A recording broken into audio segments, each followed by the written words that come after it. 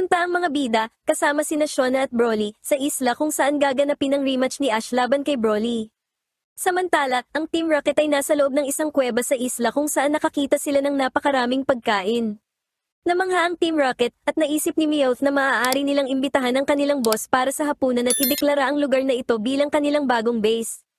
Naalala nila na noong tumalsik sila, gumamit si Jessie ng parachute habang si Meowth naman ay payong para ligtas na makalapag. Gayunpaman, hinawakan ni James si Meowth at pareho silang nahulog sa isang butas sa isla. Nahulog din si Jessie sa butas kung nasaan ang refrigerator. Naghahanda si Meowth ng pagkain, pero nakita niyang kumakain na sina James at Jessie dahil alam nilang hindi pa nakakapagluto si Meowth ng masarap na pagkain sa buong buhay nito. Sinubukan ni Meowth na kumain, pero lata ang kanyang nadampot kaya itinapon niya ito. Pinulot ni Broly ang lata at nakita ang Team Rocket na kinakain ang kanyang pagkain. Binanggit ng Team Rocket ang kanilang motto habang walang tigil na kumakain. Naniniwala ang Team Rocket na sila na ang may-ari ng lugar na ito, kaya inilabas ni Jessie ang kanyang Suviper at si James naman ang kanyang Cacnea. Gumamit ang Suviper ng haze at ang Cacnea ng pin missile, pero iniwasan ni Ash ang atake. Gagamitin na sana ni Ash si Pikachu para lumaban, pero pinigilan siya ni Broly dahil baka mapunta siya sa isang damper, isang wave na bumubulwak palabas sa lupa. Inakala ng Team Rocket na nagdadahilan lang si Broly, pero itinuro ni Broly na maaaring bumuga na ang tubig. Ang sumunod na nangyari ay tumalsik ang Team Rocket dahil sa isang geyser kung saan sila nakatayo. Ipinakita ni Broly ang kanyang training area sa isla kung saan gumagamit ang kanyang mga Pokemon ng mga exercise machine. Sunod, ipinakita ni Broly ang battlefield kung saan sila maglalaban ni Ash, isang field na puno ng mga bato at tubig. Nagbabala rin si Broly na kung minsan ay may bumubulwak na tubig, kaya kailangang maging alerto ang dalawang trainer sa panganib na iyon. Nagpasya si Ash na hindi gamitin si Pikachu sa pagkakataong ito dahil sa estratehiyang binuo niya, kahit na nag-aalinlangan sina May at Max kung mayroon nga ba talaga siyang plano. Nagtataka si Broly kung paano nag-improve si Ash dahil sa huling laban nila ay brute force lang ang ginamit ni Ash na naging sanhi ng pagkakasugat ng kanyang mga Pokemon. Si Shona ang tumayong referee at nagsimula na ang laban, inilabas ni Broly ang kanyang matchup at si Ash naman ang kanyang Trico. Nagtaka sina May at Brock kung Trico nga ba ang pinakamagandang Pokemon na magagamit ni Ash sa laban na ito. Gumamit ang matchup ng Karate Chop pero iniwasan ito ni Trico, kaya bato ang tinamaan ng matchup. Pinayuhan ni Ash si Trico na isiping tumatalon siya mula sa bato patungo sa isa pang bato na para bang mga puno lang ito. Muling gumamit ng Karate Chop ang matchup pero iniwasan ito ni Trico. Nakita ni May na ginaya ni Ash ang lumang stratehiya ni Broly, pero nagtaka si Brock kung bakit hindi ito magawang tapatan ni Broly. Pagod na ang matchup kaya gumamit ito ng cross chop, pero tinamaan ito ng quick attack ni Trico at natumba. Gayunpaman, muling nakatayo ang matchup habang sinasabi ni Broly kay Ash na dapat itong makipag-ugnayan sa kalikasan para talunin siya. Gumamit ng cross chop ang matchup at sumakay sa geyser. Naibalik ni Ash ang kanyang Trico sa tamang oras bago pa ito tamaan ng malakas na atake ni matchup na dumurog sa isang malaking bato. Inilabas ni Ash si Corphish at gumamit ito ng bubble beam na tumama sa matchup. Gumamit ng crab hammer ang Corphish, pero gumamit ng Karate Chop ang matchup para harangan ang atake. Gayunpaman, inulit ni Corphish ang atake at natalo ang matchup. Namangha si Max na nanalo si Ash sa labang ito, pero naisip ni May na hanggang dito na lang ang panalo na ito kung magiging mayabang na naman si Ash. Pinuri ni Ash si Corphish, pero inilabas ni Broly ang kanyang Hariyama. Gumamit ang Hariyama ng arm thrust, pero gumamit si Corphish ng Harden para protektahan ang sarili. Naniniwala si Ash na babagal at mapapagod ang Hariyama dahil malaki ito, pero patuloy lang itong gumamit ng arm thrust na parang hindi napapagod. Pinatalo ni Ash si Corphish sa tubig at sinundan ito ng Hariyama. Gayunpaman, hindi marunong lumangoy ang Hariyama, kaya nanatili ito sa isang bato. Tumalon si Corphish palabas at gumamit ng crab hammer para atakihin ang Hariyama, sabay balik sa tubig. Gumamit ang Hariyama ng arm thrust sa tubig para tumalsik si Corphish palabas ng tubig, at gumamit ng seismic toss para talunin si Corphish. Ibinalik ni Ash si Corphish at pinasalamatan ito. Inalala ni Ash kung paano natapos ang huling laban nila kay Broly, bago niya muling inilabas si Trico. Gumamit ang Hariyama ng arm thrust, pero iniwasan ito ni Trico, sabay gamit ng pound sa binti ng Hariyama. Muling gumamit ng arm thrust ang Hariyama, pero umiwas si Trico at bumwelta gamit ang bato bago muling pinalo ang binti ng Hariyama, na lalong puminsala dito. Ipinaliwanag ni Brock na ang lakas ng Hariyama ay nanggagaling sa mga binti nito. Gumamit ang Hariyama ng Vital Throw pero nabigo ito dahil sa pinsala sa kanyang binti na nagmula sa mga atake ni Trico. Gayunpaman, napapagod na rin si Trico gaya ng Hariyama. Malapit nang ma-activate ang geyser, kaya tumayo sina Trico at Hariyama sa mga butas para tumalsik sila sa ere. Ipinaliwanag ni Brock na gustong palakasin ng dalawang Pokemon ang kanilang huling atake gamit ang geyser. Pagtalsik nila sa ere, gumamit ang Hariyama ng knockoff habang gumamit naman si Trico ng pound. Nahulog sa lupa sina Hariyama at Trico, pero sa dalawa, ang Hariyama ang natalo. Tapos na ang laban at si Ash ang nagwagi. Maya-maya, ibinigay na ni Broly kay Ash ang Knuckle Badge, at binanggit na naging kalmado si Ash sa buong laban at napanatili nito ang lamig ng kanyang ulo. Hinimok ni Broly si Ash na magpatuloy sa pagsasanay at maging pinakamagaling. Nangako si Ash habang ipinapakita ang Knuckle Badge na kanyang napanalunan. Nakasakay ang mga bida sa isang bangka patungong Slateport City. Tinitingnan ni Ash ang kanyang bagong badge na napanalunan niya mula kay Broly. Nabasa ni Brock na kailangan muna nilang makarating sa Slateport City bago tumuloy sa Mauville kung nasaan ang susunod na gym. Gayunpaman, ipinaalala ni May sa kanila na gaganapin ang kanyang unang contest sa Slateport City. Habang nag-uusap ang mga bida, ang mga crew ng bangka, na ang totoo ay ang Team Rocket na nagpapanggap, ay nagpaplanong hulihin si Pikachu. Nagbigay ang mga crew ng inumin at nag-alok din ng pagkain kay Pikachu. Lumapit si Pikachu para kumuha ng pagkain, pero bigla itong inilagay sa loob ng isang sako.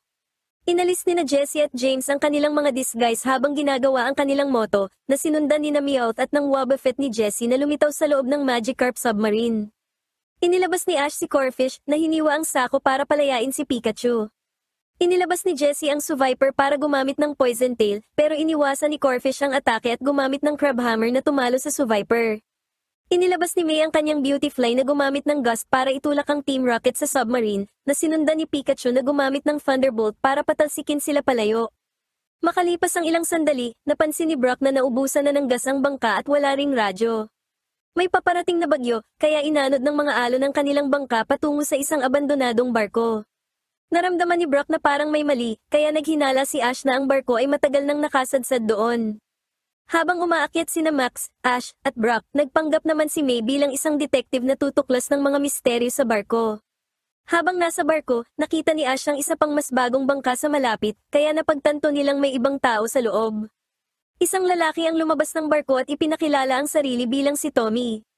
Ipinaliwanag ng mga bida ang kanilang problema, habang sinabi naman ni Tommy na pumunta siya roon para mag-imbestiga. Ipinaliwanag ni Tommy na iniwan ng mga pasahero ang barko nang sumadsad ito, at nagpa siya ang Coast Guard na hayaan na lamang ito roon. Ayon pa kay Tommy ay isa siya sa mga pasahero noon at maaaring nandoon pa sa loob ang kanyang marsh stump. Nangako si Tommy na ihahatid niya ang mga bida sa port kapag nahanap na ang kanyang marsh stump. Habang naghahanap si Tommy kay marsh stump, kinakain at iniinom ng mga bida ang ibinigay ni Tommy sa kanila. Nakita ng Torchic ni May na may nagbukas ng pinto at pumasok ito sa loob. Sumigaw si Torchic at agad na pumasok ang mga bida, pero wala na ito. Dumating si Tommy at nalaman ang nangyari, kaya naghiwa-hiwalay sila para hanapin si Torchic. Samantala, bumagsak ang Team Rocket sa loob ng barko, at may isang Pokemon na nakakita sa kanila. Nang pumasok si Meowth sa isang silid ay bigla siyang kinuha ng isang nilalang. Lumingon sina Jessie at James at nakitang wala na si Meowth. Naghahanap naman ang mga bida kay Torchic, nang biglang may kumuha rin kay Max. Nagising si Max at nakitang nakatali rin sina Meowth at Torchic sa kanyang tabi. Habang nagpapatuloy ang mga bida ay nakakita sila ng isang pintong lumalagabog, pero nang bumukas ito ay nalaman nilang isa lang pala itong Azurill at Marill na dumadaan. Dahil doon ay napagtanto ni na Ash, Brock, May, at Tommy na ang barkong ito ay tinitirhan na ngayon ng mga water Pokemon. Nagpupumiglas si Max para makawala, pero pinigilan siya ni Meowth. Sinabi ni Max na dapat siyang palayain ni Meowth, pero tinanong siya ni Meowth kung ano naman ang mapapala niya kapag ginawa niya yon. Nangako si Max na palalayain niya rin si Meowth kapag pinalaya siya nito. Ginamit ni Meowth ang kanyang mga kuko sa paa para palayain si Max. Pero habang pinapalaya ni Max si Torchic, biglang lumitaw ang isang Spinarak at gumamit ng string shot para muling hulihin si Max. Galit si Meowth dahil inunang palayain ni Max si Torchic kaya binangga niya ang dalawa. Hinahanap ni na Jessie at James si Meowth nang biglang may gumalaw na kahon at lumabas ang isang Golduck. Nagalit si Jessie dahil muntik na siyang matakot. Pagtalikod ni Jessie, si James naman ang nahuli ng misteryosong nilalang. Isinabit din si James sa lugar kung nasaan sina Torchic, Max, at Meowth. Sinubukang palayain ni Meowth si James, pero pilit siyang pinigilan ni Max kaya nagkauntugan silang lahat. Habang naghahanap ang grupo ng mga bida, nahila rin si May sa tubig. Inilabas ni Brock si Mudkip para hanapin si May, pero hindi ito nakita ni Mudkip. Sigurado si Tommy na kung sino man ang nasa barko ay ayaw nito sa mga taong pakalat-kalat. Nahuli rin si May, pero pinalakas ni Max ang kanyang loob sa pagsasabing tatlo pa sa kanilang mga kasama ang naghahanap kaya siguradong maliligtas sila. Ipinapaalala ni na Meowth at James na hinahanap din sila ni Jessie, at kahit mag-isa lang ito ay sobrang tapang naman nito kaya matatalo nito ang nilalang. Naglalakad si Jessie at nakita ang isang whooper na dumaan, na muntik na rin niyang ikatakot. Gayunpaman, nahuli rin siya ng nilalang. Sobrang nadismaya si na Meowth at James, habang pinagtawanan naman ni na May at Max si Jessie na nakatali, kaya binunggo silang lahat nito. Nakawala ang Wobbuffet ni Jessie, pero maya-maya ay nakatali na rin ito. Hinanap ni na Ash, Brock, at Tommy ang iba. Aabutin na sana ng nilalang ang Pikachu ni Ash, pero gumamit si Pikachu ng Thunderbolt kaya nakuryente ang nilalang, na nalaman nilang isa palang Swampert.